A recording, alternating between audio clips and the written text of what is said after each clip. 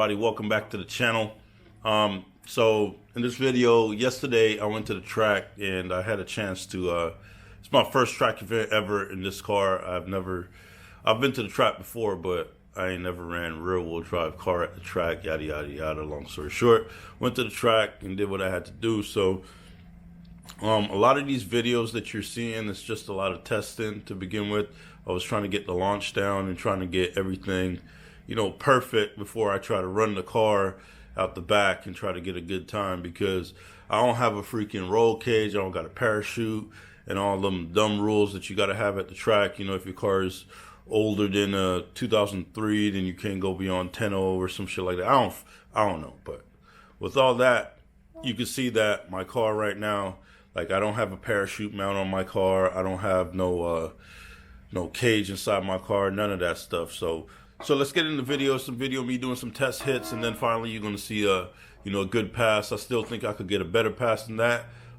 60 foot wasn't like all that great, but I accomplished the goal of what I wanted, which was to get the car below a 10. So y'all check it out, let me know.